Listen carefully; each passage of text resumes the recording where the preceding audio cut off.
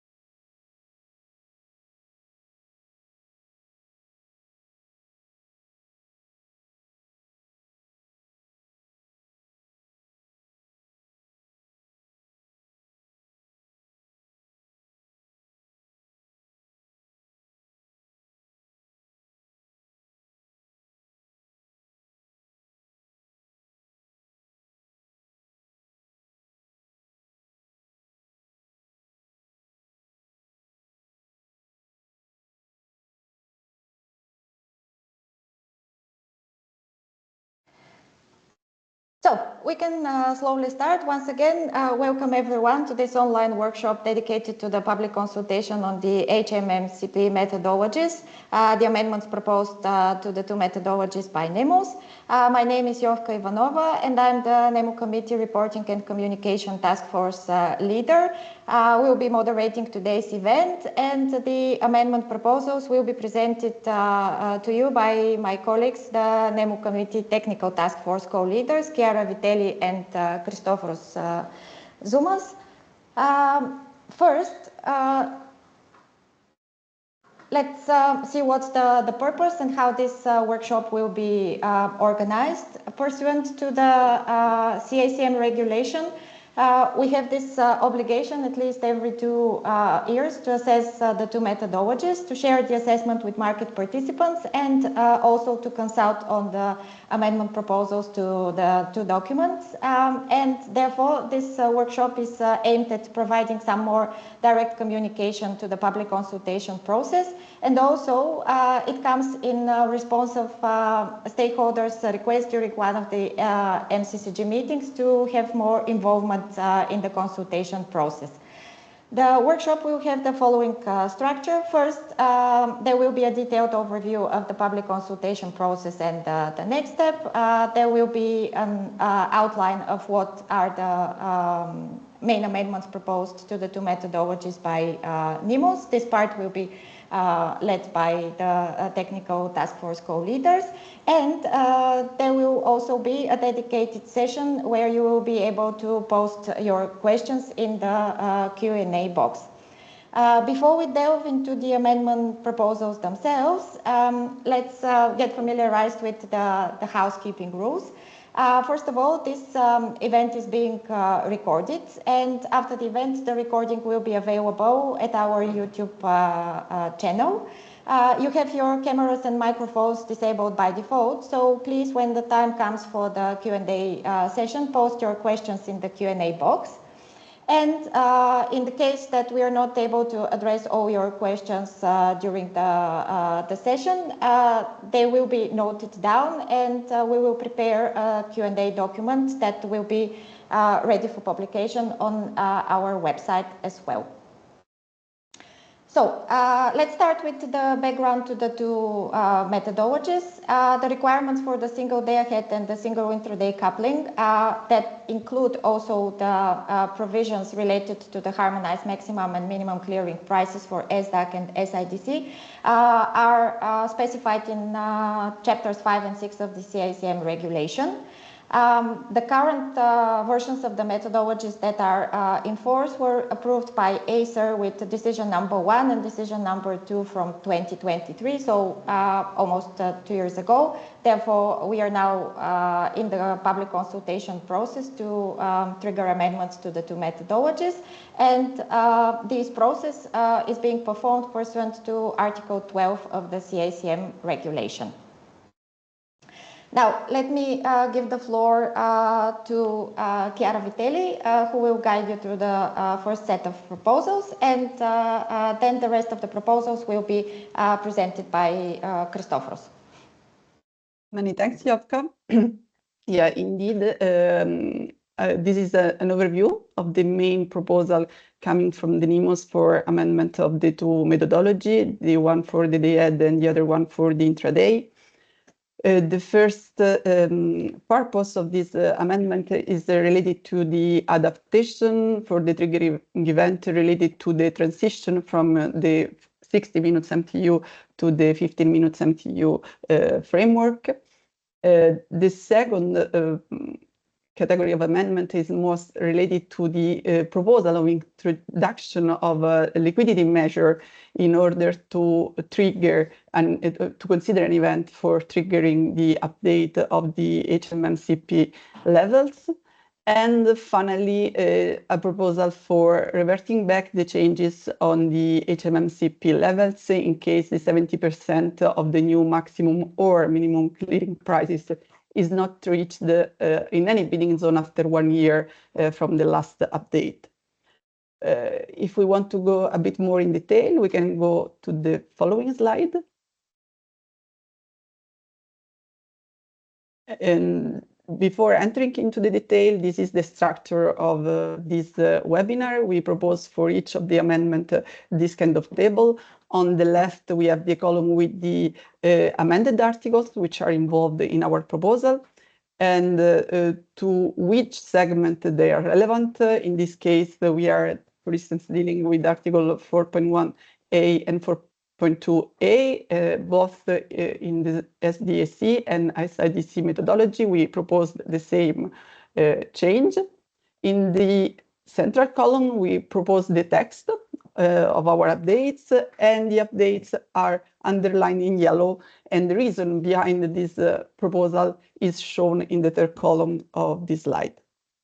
So coming to the content of this first proposal, the main goal of this amendment proposal is the adaptation of the triggering event due to the transition from the 60 minutes MTU to the 15 minutes MTU, both in the ahead and intraday.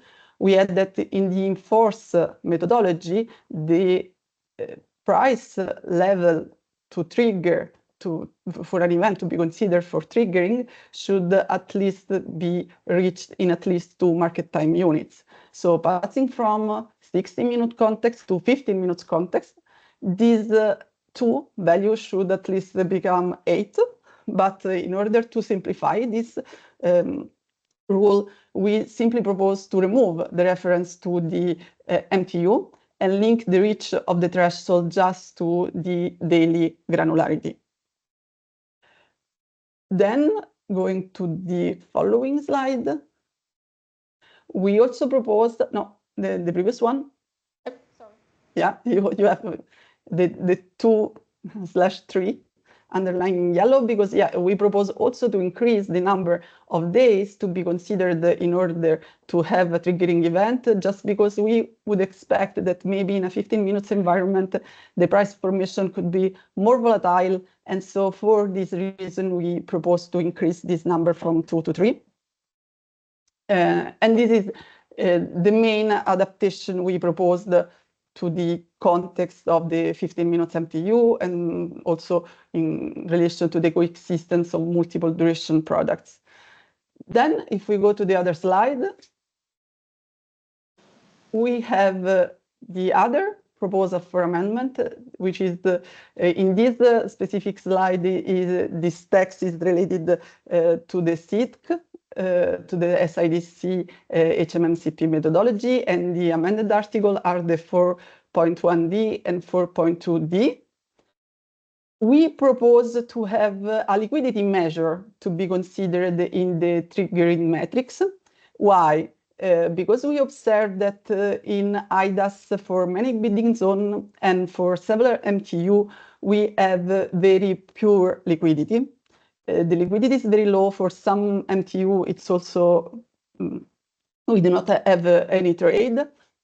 And so we would like to consider the prices only if they are really following market fundamental and are not following just in the category of a single market participant behavior, maybe also related to some possible mistakes. So in this case, we propose to have that the traded volume in the bidding zone, in the specific IDA in the bidding zone MTU should be at least equal to the 5% of the average traded volume in the same bidding zone MTU in the previous month. And this average traded volume in the previous month should be at least equal to 100 megawatt. So this means that we would trigger the update only for traded volume higher than 5 megawatt. And we would take into account this update only if the average traded volume in the bidding zone is greater than 100 megawatt, which is indeed how we calibrated it. We just took the average traded volume in all the bidding zone in the IDAS. We consider the average traded volume in the month of December 2024, and this is our assessment and our first proposal to take to put a threshold. And just to be clear, this is done to avoid to update the methodology for all the bidding zone in Europe just for an individual trade, because this could fall in the same category as considering the single trade in X bid. So for this reason, we propose this kind of metrics. And then there is also another reason, which is explained in the following slide. You see the bottom yellow sentence in which we say that in order to consider an event for the update, we should have a consolidated average traded volume for that bidding zone MTU and for that specific IDA.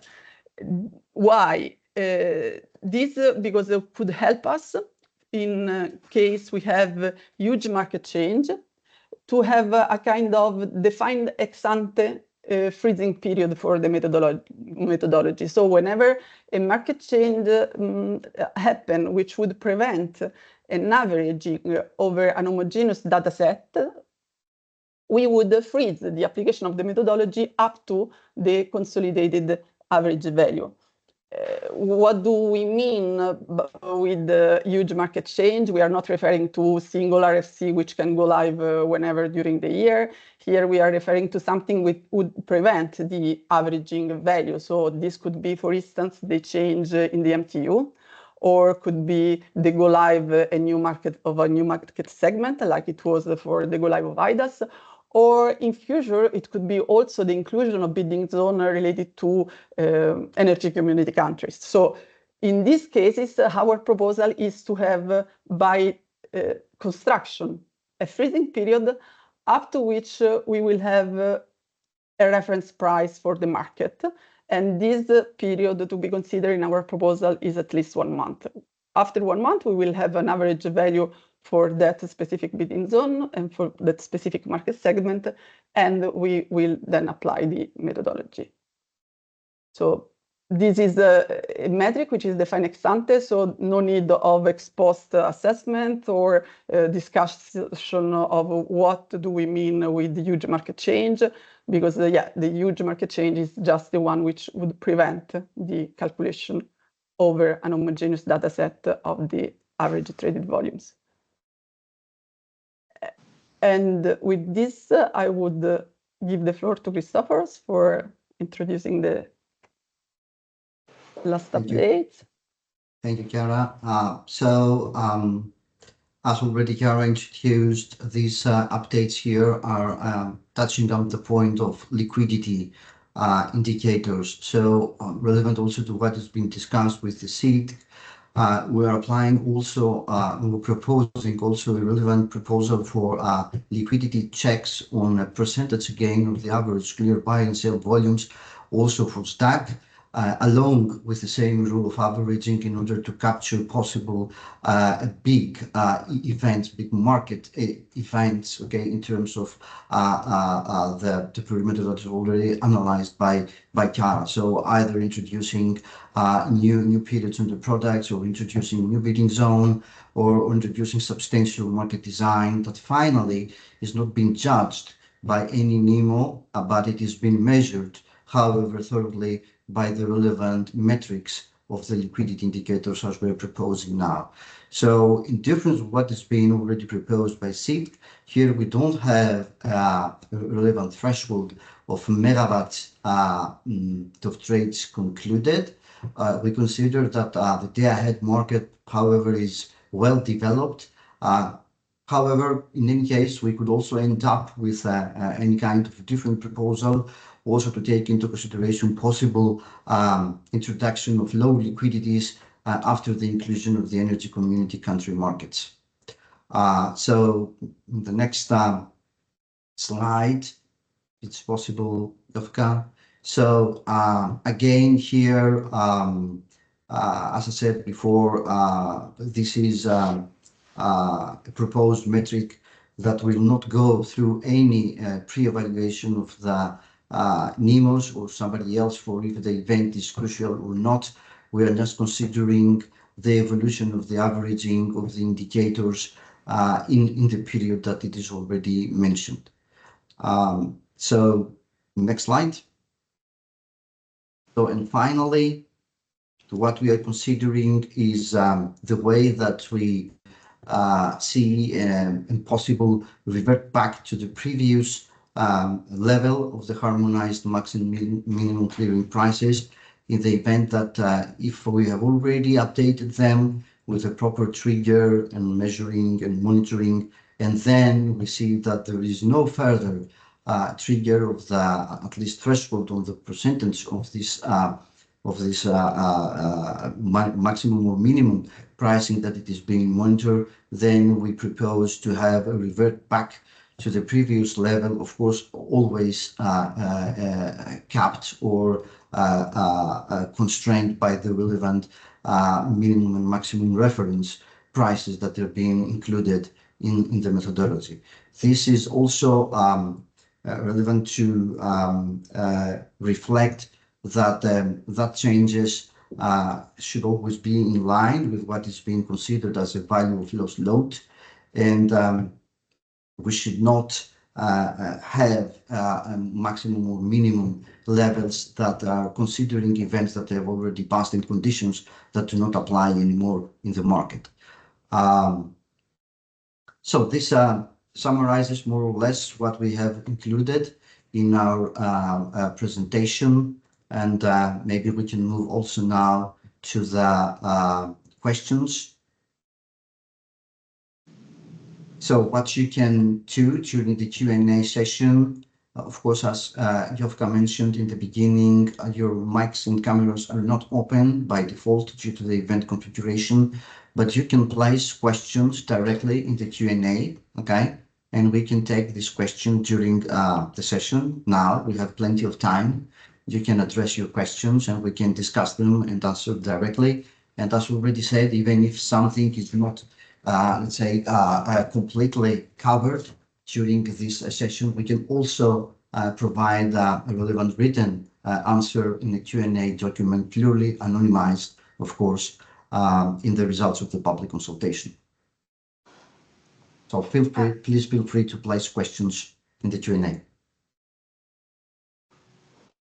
So we already have two questions in the box. The first one, thank you for the explanation of how the 100 megawatt was chosen. The average of the traded volume in all IDAs in December 2024.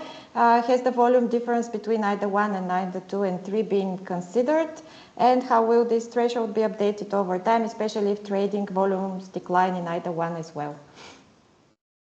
Okay, for this, I would just say that this is our first proposal, so for sure, we put it in consultation, so any proposal of elaborating it more, it could be welcome and also maybe also considered.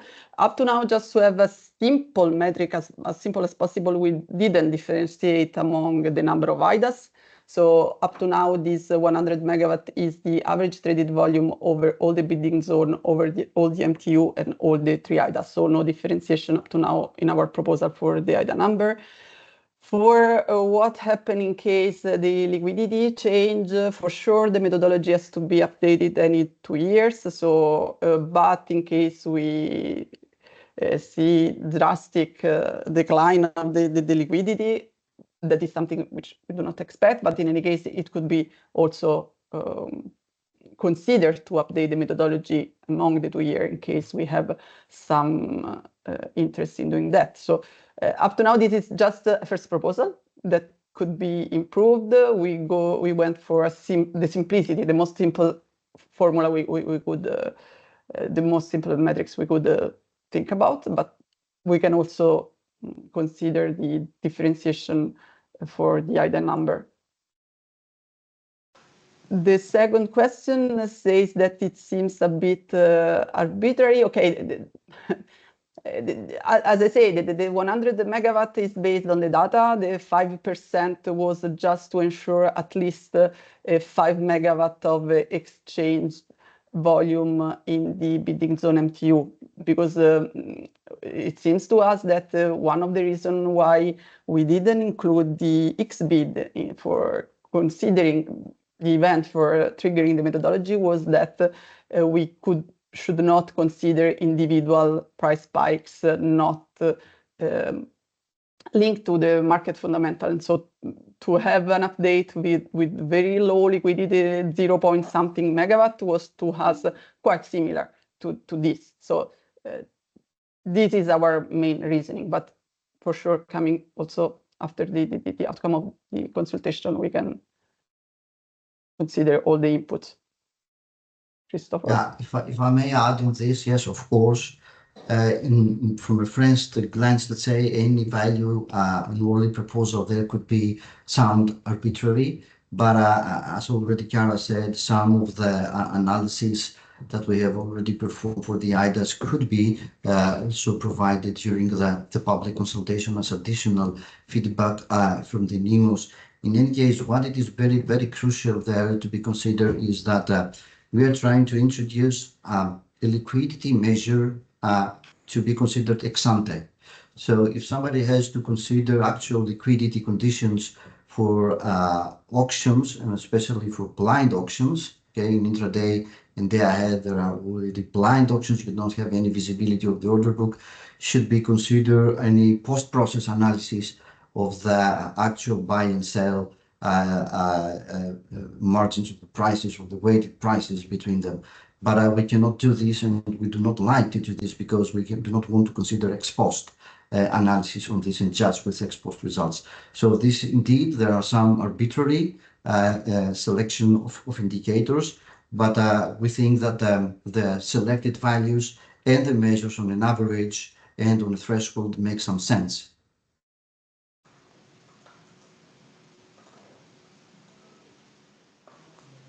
Then perhaps we could go to the second question. No, actually it is the third, sorry. So the third question, in the 2 decisions dated for 2023, ACER rejected the proposal to decrease the maximum clearing prices for legal reasons. Are there any new elements which lead to repropose a reverse of the HMMCP?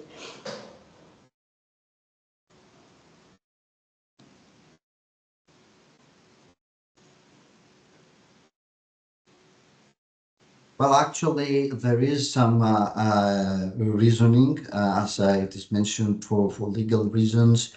In any case, we still consider that some of the arguments posed by the NIMOs have some merit, especially what it is being considered for possible influences of these price levels, also to collateral levels, and side effects of these levels to the market participants. So, despite of any typical or binding legal obligation or measure on this, we should also, at least we consider that we should also take a look on what it is the actual consequences of keeping some maximum and minimum price levels at a specific level, which actually does not make any difference for the market, but only provides some financial implications at the end.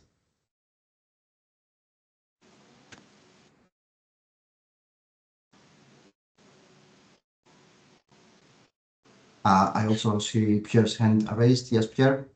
Yes, it is to complement what you just answered, Christophoros. Yes, it is correct. It was already a NIMO proposal back in 2022. This proposal was supported during the open consultation towards the market participant, also supported by regulators and the board of regulators, but indeed, as you said, rejected by Acer. The main argument was indeed legal and a contradiction with electricity regulation article 10, namely, that basically had set in stone this increase-only process and did not foresee any analog or analogic process for decrease.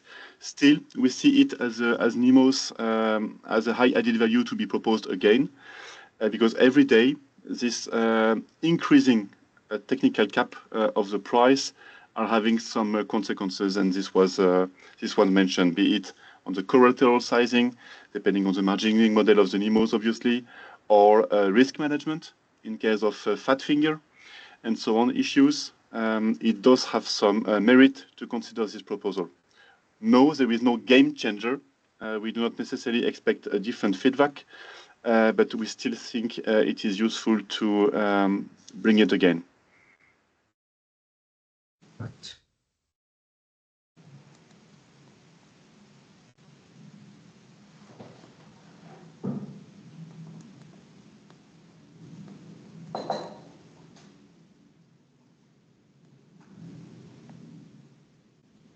Oh, I propose that we give at least 5 more minutes to see if we have any activity for the Q&As. And as I said, of course, you can always provide your feedback during the public consultation, and all the feedbacks that will be received will be processed, and the relevant answers will be published in the results of the public consultation.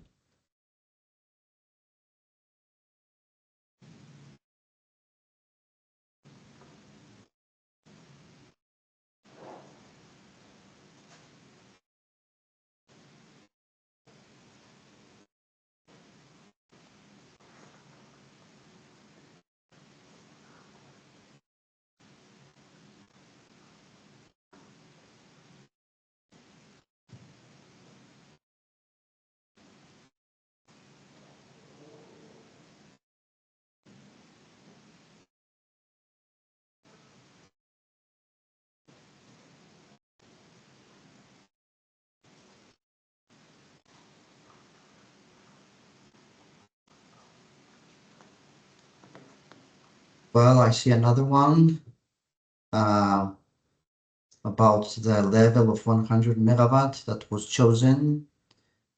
And here it is one another question, if this volume, yeah, okay, was already answered, sorry. When the threshold will be updated. This is already answered. No additional questions have been received in the meanwhile. Okay. So, of course, we can keep the Q&A active, and if there is something before we close the meeting, we can also come back to it. Let's see what will happen in the next steps. So, you already know that in the 24th of February, we have started the public consultation. All the proposals of the NIMOs and the explanatory notes are already published. Of course, we have already run this workshop that we are having today, and the feedback should be collected as always for both sending your feedback to the NEMO committee secretariat, and there is also the email that you should contact. It is the usual email that we're using for receiving the feedback on the public consultation. This will end on the 24th of March, so we still have 2 weeks for this.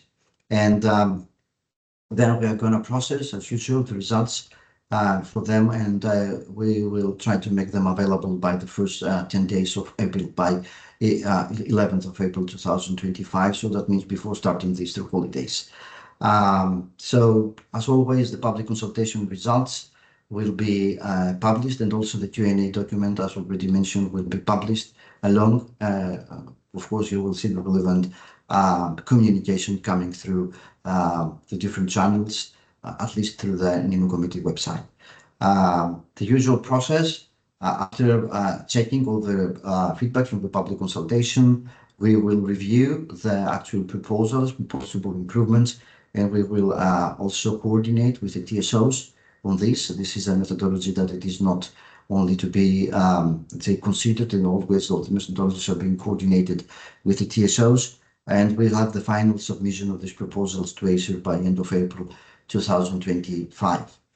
But then, of course, there is the actual process that ACER will take through on this, considering even having an additional public consultation or collection of feedback and the decision-making process, as always. So having said that, I can thank everybody for participating in the workshop. We have also another 1 or 2 questions coming. Yep, 2 more to be precise. Okay, just a second. So the 4th question, the minimum number of 2 MTUs has been an important part of the inertia mechanism, but from the presentation it is understood that a minimum number of 8 MTUs would have been necessary with the 15-minute MTU go live. So the question is actually a couple of questions. Does an MTU-based indicator not still make sense? Do you consider the number of days plays the same role? If I can start, then for sure, Christopher, you can complement. We just proposed this for simplification purpose. So instead of counting the number of MTU which are increasing, it was to us more sensible maybe to consider just the daily granularity, and just to compensate this loss of focus on MTU. We also propose this increase also on number of days due to the expected higher volatility of prices. In any case, we cannot say if they have exactly the same role. To us, it seemed to be a more balanced approach, just to compensate with that and not create confusion in the counting the MTUs. But yeah, this is the main point.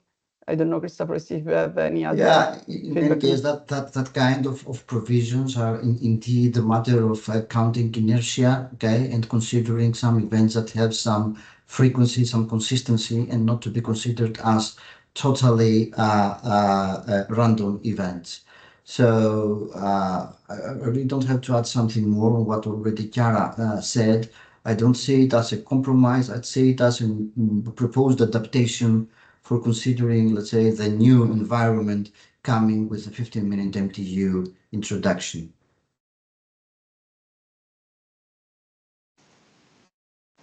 Okay, and the latest question that we've received is cross-matching of different granularity product is envisaged in SDAC. In which way the coexistence of several time granularities could affect the liquidity in SDAC?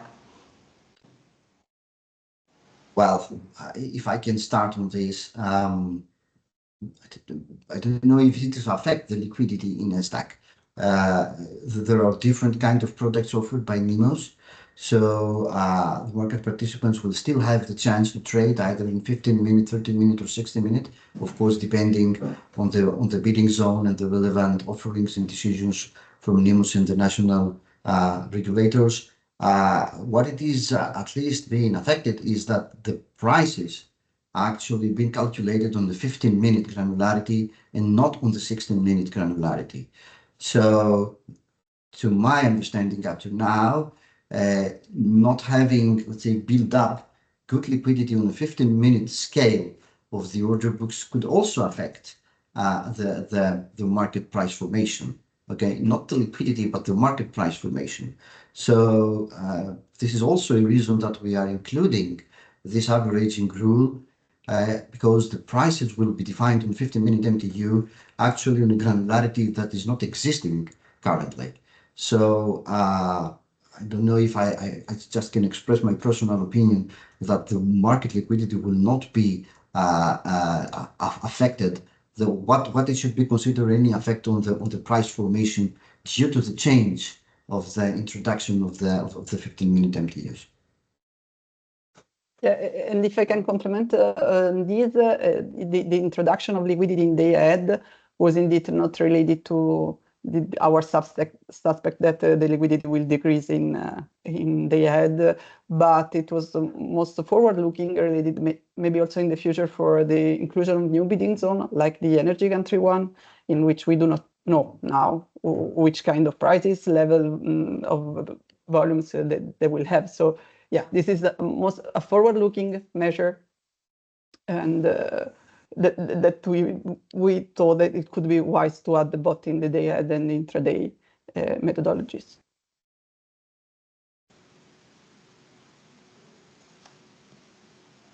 Something to clarify also for the previous question on the numbers of the MTUs, just to be clear, is that considering the new proposal, we do not care if it is 1 MTU or 96 MTUs, let's say, affected by triggering. It could be only one, okay? At least it should be coming for the last 3 days.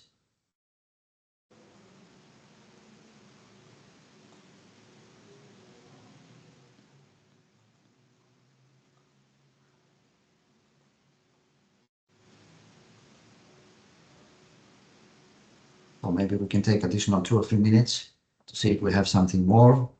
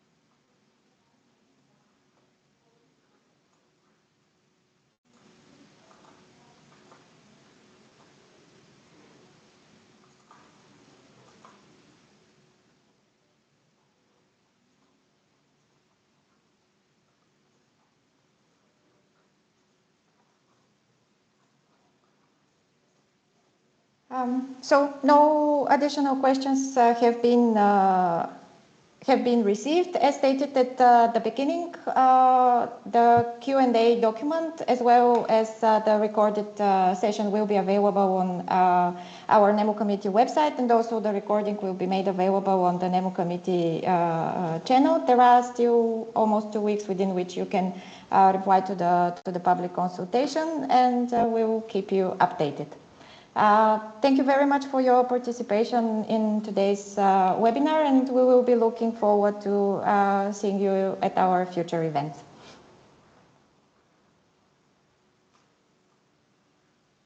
Thank you. Thank you for the feedback. Thank you. Bye.